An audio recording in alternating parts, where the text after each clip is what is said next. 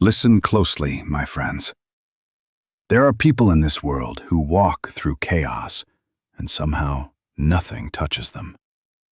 They get disrespected, but they don't react. They face pressure, but they don't break.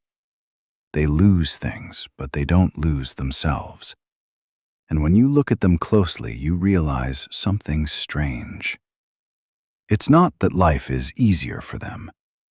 It's that they've trained their mind in a way most people never will. Right now, you think your biggest problem is stress, people overthinking emotions. But what if I told you your real problem is that your mind is untrained, and because of that, anyone, anything, any situation can control you? Think about it. One message can ruin your mood. One insult can destroy your confidence. One bad day can break your momentum. That means you are not in control. And in a world like this, where people are easily triggered, easily distracted, easily manipulated, the person who controls their mind controls everything. So, in this video, I'm going to show you 10 powerful lessons that will make you mentally strong, calm under pressure, and emotionally untouchable. Not surface-level advice, but deep, practical, philosophical principles inspired by thinkers like Marcus Aurelius, Epictetus, and others. But understand this: these lessons are not easy. They will challenge you. They will expose you. They will force you to confront parts of yourself you've been avoiding, and most people will quit halfway. But if you stay till the end, you won't just feel motivated. You will start thinking differently. Let's begin. Lesson 1. Master the space between stimulus and response. There is a moment so small, so invisible, that most people never even notice it. It is the moment between what happens and how you react. Someone insults you. There is a moment. Something goes wrong. There is a moment. You feel anger, fear, frustration. There is a moment. And in that moment, your entire life is decided. But here is the problem. Most people never use that moment. They skip it. They react instantly. Someone disrespects them, they fire back. Something doesn't go their way, they panic. They feel anger, they explode. And just like that, they lose control. Epictetus once said, "It's not what happens to you, but how you react to it that matters." But most people misunderstand this. They think it means stay calm. But it means something deeper. It means your power exists in the pause. That tiny gap between stimulus and response is where your freedom lives. Imagine a mountain. Storms hit it. Winds crash against it. Rain tries to erode it. But the mountain doesn't react. It doesn't move. It doesn't panic. It doesn't fight back because it doesn't need to. It's grounded. Now compare that to a dry leaf. The wind blows and the leaf flies. No control, no direction, no stability. Most people live like that leaf. Strong people become the mountain. Look at your own life. How many times have you said something you regret, reacted emotionally, overreacted to small situations, let someone else control your mood? That's not weakness. That's lack of awareness. Because if you were aware of that moment, you would choose differently. Next time something triggers you, don't respond immediately. Instead, pause just for 3 to 5 seconds. Feel the emotion, but don't act on it. Observe it like an outsider and ask yourself, do I want to react or do I want to respond? That one question changes everything. Marcus Aurelius wrote, You have power over your mind, not outside events, not some power, not partial control, complete power. But only if you use it. Because if you don't control your reaction, the world will think of the ocean. On the surface, waves are chaotic, loud, violent. But deep below, it's silent, still, untouchable. Your mind has levels. Most people live on the surface, which is why every small thing disturbs them. But when you train yourself to pause, you drop deeper, and suddenly nothing shakes you the same way. The moment you stop reacting instantly, you stop being controlled. You stop being predictable. You stop being manipulated. You stop being weak in emotional situations. And slowly, you become someone people can't read easily. Someone who doesn't break under pressure. Someone who chooses instead of reacts. That is power. Lesson 2. Detach your ego from what happens. Let me tell you something most people never realize. You are not hurt by what happens. You are hurt by what you think it means. Read that again, because this one idea alone can free you from 80% of your emotional pain. Something happens. Someone ignores you. You fail at something. Someone disrespects you. And instantly, your mind creates a story. They don't respect me. I'm not good enough. I always fail.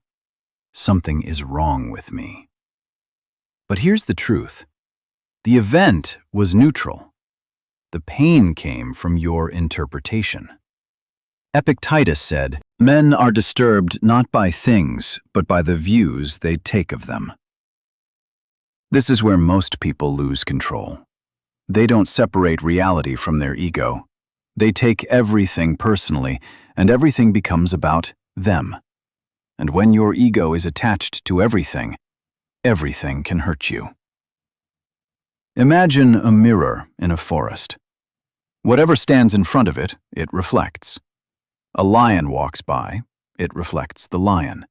A storm passes, it reflects the storm. A broken tree falls, it reflects that too. But the mirror is never affected. It doesn't become the storm. It doesn't become the destruction. It just reflects reality as it is. That's how your mind should work. But instead, most people are like muddy water. Anything touches them, and they get disturbed. Their clarity disappears. Let's say someone doesn't reply to your message. Reality is, they didn't reply. That's it. But your mind says, they're ignoring me. They don't value me. I did something wrong. Now your mood changes. Your energy drops. You start overthinking. All because of a story you created, not reality. From now on, start separating two things: what actually happened and what you're telling yourself about it. Train your mind to say, this is what happened, and this is just my interpretation. That one habit breaks emotional illusions. Marcus Aurelius practiced this daily. He would strip events down to their raw form. Instead of saying, this is terrible, this is unfair, he would say, this is just an event, nothing more. Because when you remove emotional labeling, you remove unnecessary suffering. Think about the sky. Clouds come and go. Storms appear and disappear. Lightning strikes, rain falls. But the sky remains unchanged. Your thoughts, your emotions, your situations, they are clouds. But your awareness is the sky. And the moment you identify with the sky instead of the clouds, you become untouchable. When you detach your ego, something powerful happens. You stop taking things personally. You stop reacting emotionally. You stop being easily hurt. And suddenly, people lose power over you because they can't control your interpretation anymore. The moment you stop making everything about yourself, you free yourself from unnecessary pain. You start seeing clearly, thinking clearly, living with control. And that's rare. Lesson 3. Protect your energy like it's your life. Let's get brutally honest. Your biggest problem is not lack of time. It's lack of controlled energy. You wake up motivated, but by the end of the day, you feel drained, irritated, and mentally exhausted. And you think you just need rest, but that's not the real issue. You're leaking energy all day long, and you don't even notice it. It's not the big problems that destroy you. It's the small, constant drains. Pointless conversations, negative people, overthinking, scrolling, comparing, reacting to everything. Every time you engage with something unnecessary, you lose a piece of your mental power. Marcus Aurelius wrote, "The soul becomes dyed with the color of its thoughts," meaning, whatever you expose your mind to, you become. If you surround yourself with chaos, you become chaotic. If you consume negativity, you become negative. And if you don't control your environment will control you. Imagine a clean river flowing through a forest, clear, calm, pure. Now imagine toxic waste slowly being dumped into it. Not all at once, but little by little. At first, nothing seems different. But over time, the water becomes polluted. Life inside it starts dying. The flow becomes heavy and dirty. That's your mind. Every negative interaction and every useless distraction is pollution. And if you don't protect it, you slowly lose clarity. You talk to someone who constantly complains, and after 10 minutes, you feel heavy. You scroll social media for 30 minutes, and now your focus is gone. You argue with someone over something small, and now your whole day feels off. These are not random effects. This is energy loss. Start asking yourself one question. Is this worth my energy? Before replying, before engaging, before reacting, pause and evaluate. Because not everything deserves your attention, and attention is your most valuable resource. Epictetus taught, "You become what you give your attention to." So, if you give your attention to nonsense, you slowly become part of it. But if you guard your attention, you build mental strength. Think of a tree in a harsh environment.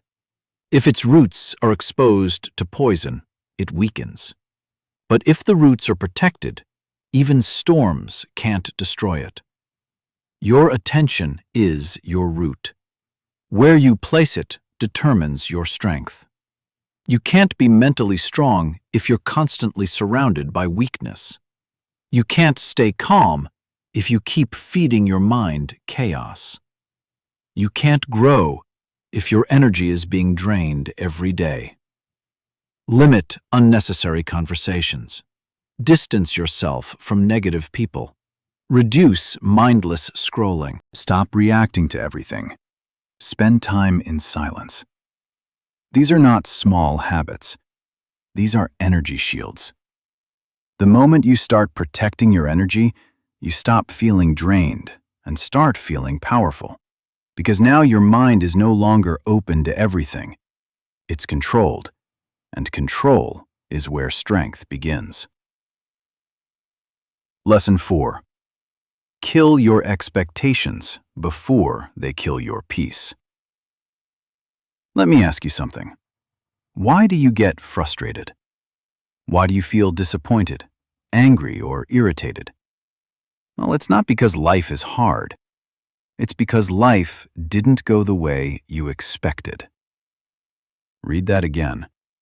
The hidden cause of suffering is expectation. You expect people to respect you. You expect things to go your way. You expect results for your effort.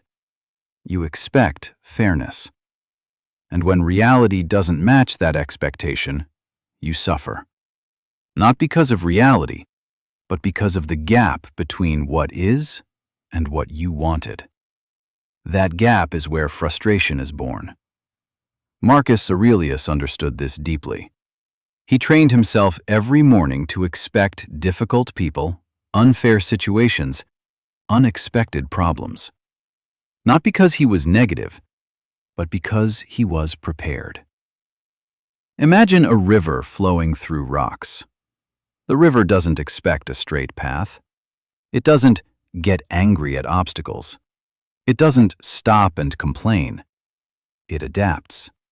It flows around, over, and through, because it doesn't have expectations. It moves with reality. But humans expect a straight road, and when life gives them rocks, they break. You help someone and expect appreciation, but they don't appreciate you, and now you feel hurt. But the pain didn't come from helping. It came from expecting something in return. You work hard and expect success. Things don't work out, and now you feel like a failure.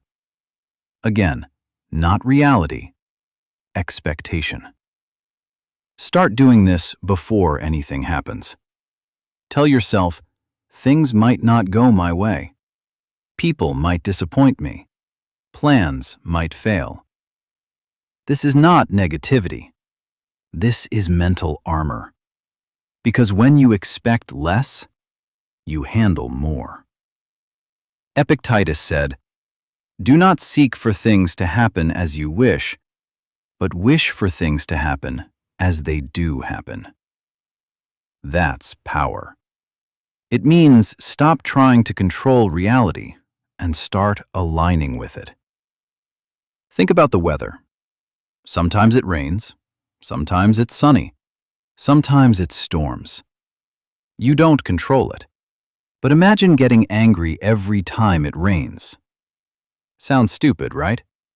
But that's exactly what you do with life. You get angry at things you never had control over. Expectation is a silent contract that the world never signed.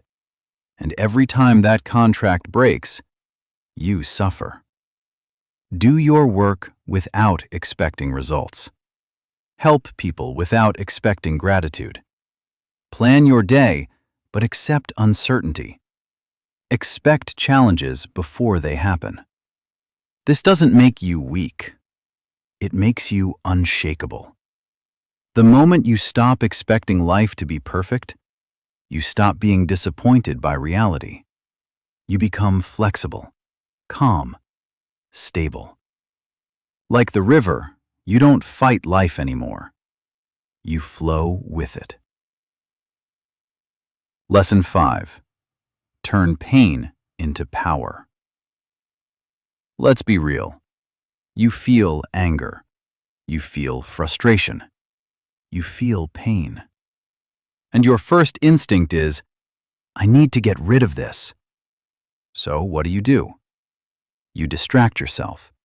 You suppress it. You avoid it. But here's the truth.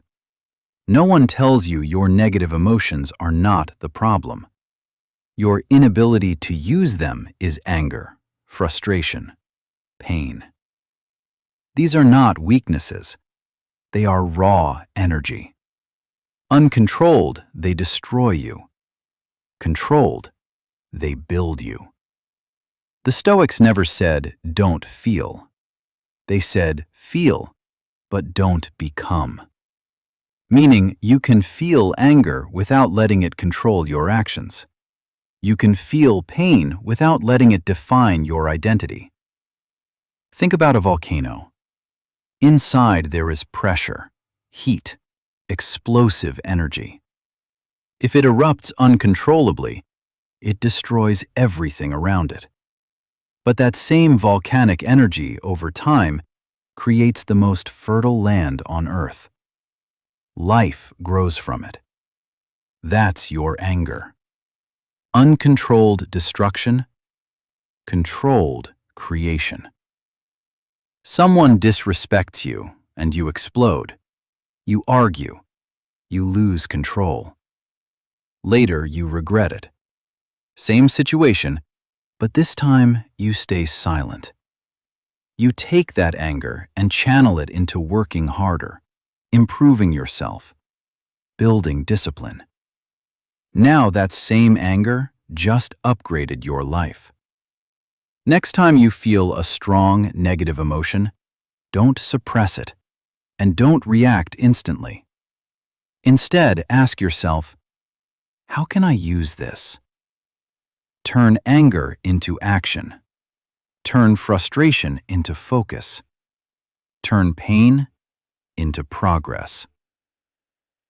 Marcus Aurelius believed, obstacles are not in your way. They are the way. Meaning, the very thing hurting you is the thing meant to build you. Think of pressure deep inside the earth. Over time, that pressure creates diamonds. No pressure means no diamond. Same with you. No pain means no growth. If you keep avoiding discomfort, you stay weak. If you learn to use it, you become dangerous. When angry, train harder, work harder. When frustrated, focus deeper. When hurt, build something meaningful. When rejected, improve yourself. Don't waste emotional energy. Redirect it. The moment you stop running from pain and start using it, you become unstoppable. Because now, nothing can break you. Everything becomes fuel. Lesson 6. Destroy overthinking by returning to the present. Let me ask you something.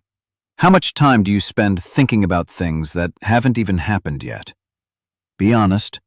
You imagine worst-case scenarios. You replay conversations in your head. You stress about the future, and slowly you start feeling anxious without anything actually happening. Overthinking is not thinking. It's uncontrolled imagination. You are creating problems that don't even exist. You are fighting battles that are not real, and your mind reacts as if they are real. That's the trap. What this does to you is simple but dangerous. Your body feels stress, your energy drops, your focus disappears, your peace is gone. All because of something that only exists in your mind. The Stoics understood this deeply. They knew anxiety comes from living in a future that doesn't exist. Marcus Aurelius would constantly bring himself back to one question. What is happening right now? Not tomorrow, not later, right now. Think about a deer in the wild. When there's danger, it reacts instantly and runs. But once the danger is gone, it goes back to grazing. It doesn't sit there thinking, what if the lion comes back? What if I die tomorrow? It returns to the present. That's why it stays calm. Humans do the opposite. We sit safely and still create fear. You have an important conversation tomorrow. Instead of preparing calmly, you start imagining, what if I mess up? What if they judge me? What if it goes wrong? Now your anxiety rises, your confidence drops, and by the time the moment comes, you are already mentally exhausted, not because of reality, but because of imagination. From now on, when your mind starts overthinking, ask yourself, is this happening right now?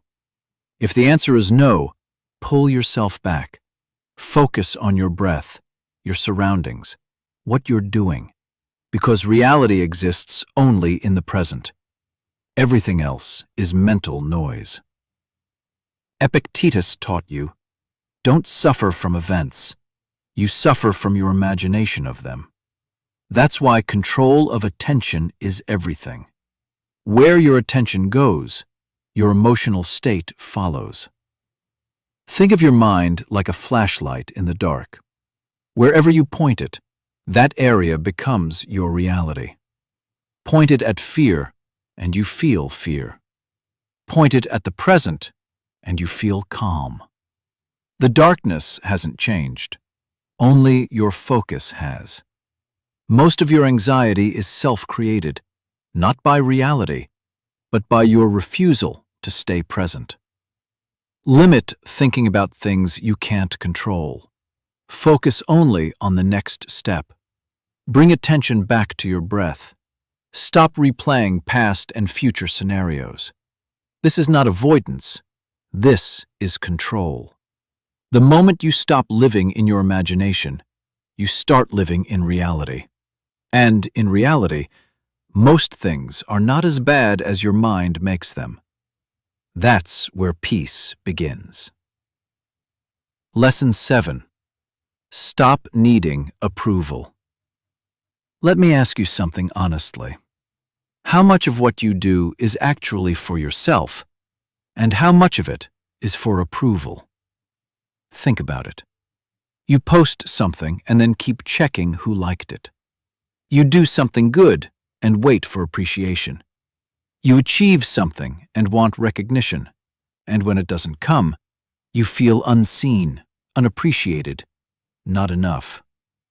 That means one thing.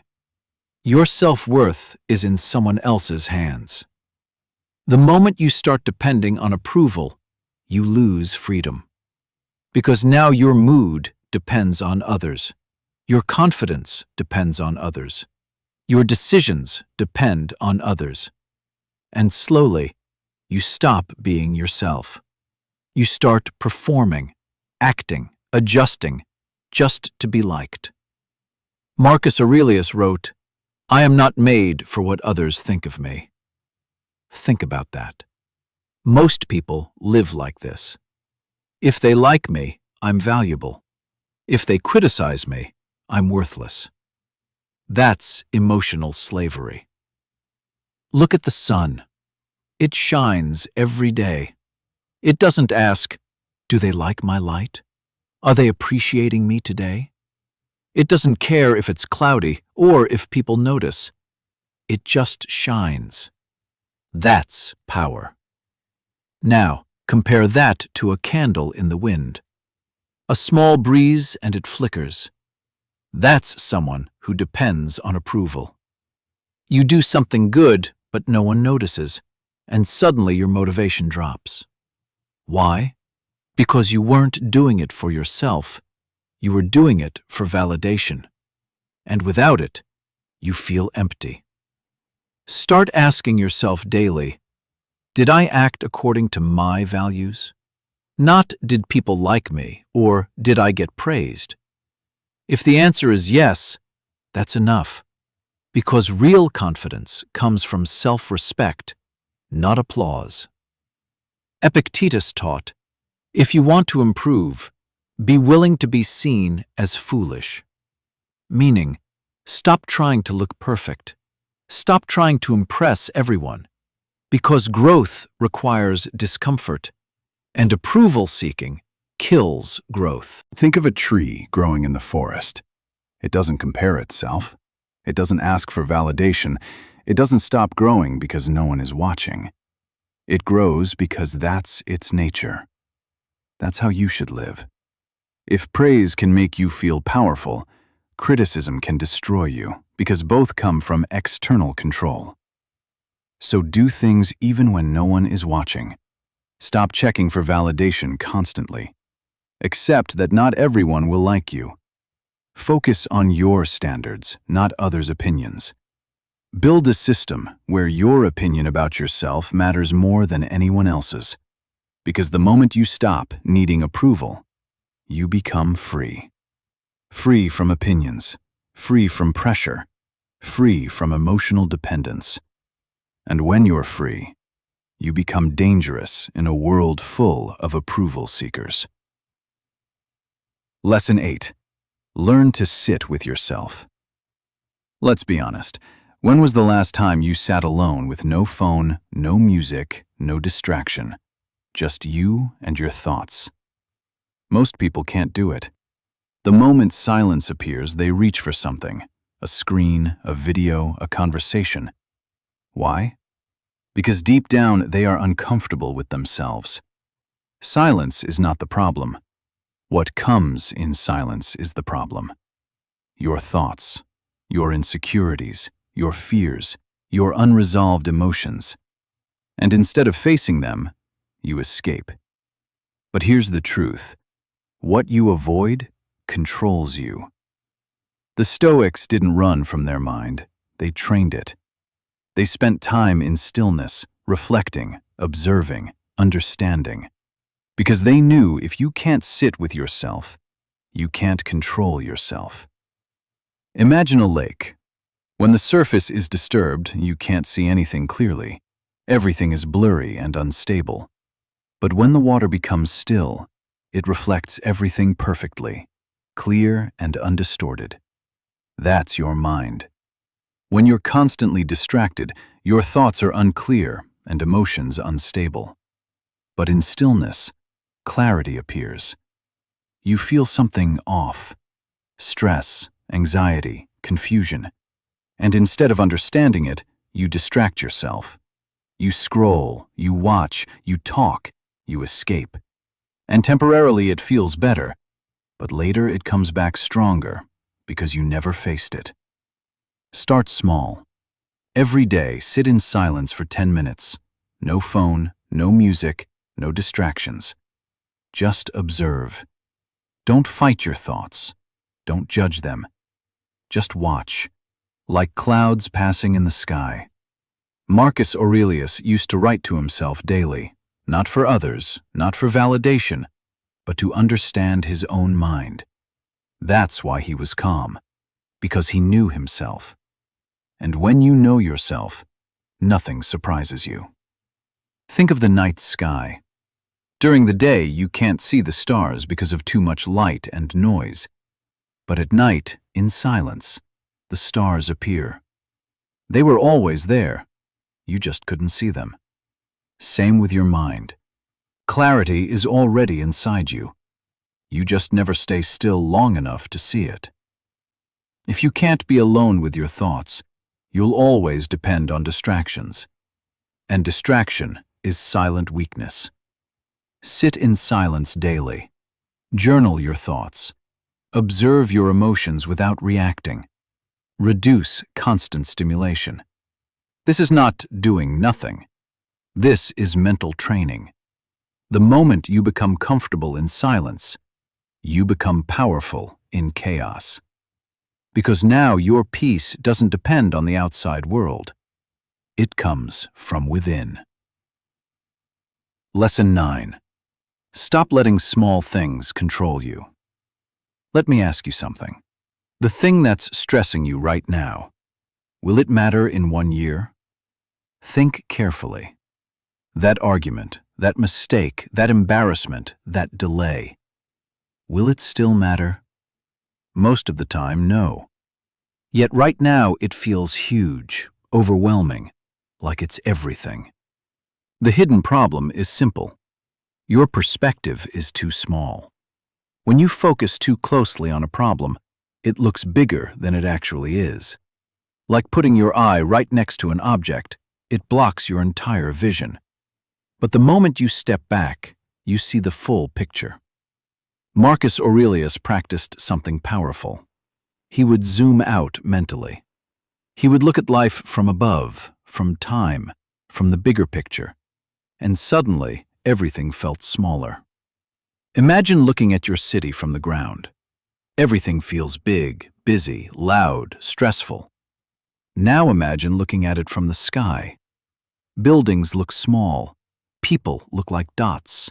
Noise disappears. Nothing changed except your perspective. You make a mistake in front of people, and in the moment you feel embarrassed. You overthink. You replay it again and again. But after a few weeks, you barely remember it. After a year, it's gone. So why give it so much power now? Whenever something bothers you, ask yourself, Will this matter in 1 year? Will this matter in 5 years? Will this matter at the end of my life?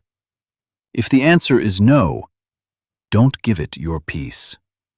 The Stoics believed you should focus only on what truly matters, because your energy is limited.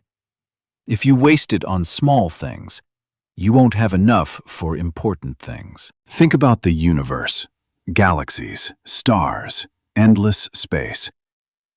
Now think about your problem. Where does it stand? Almost nothing. This doesn't make your problem meaningless. It makes it manageable. You are not stressed because life is too hard. You are stressed because you treat everything as important. And when everything is important, everything overwhelms you. Stop overreacting to small issues.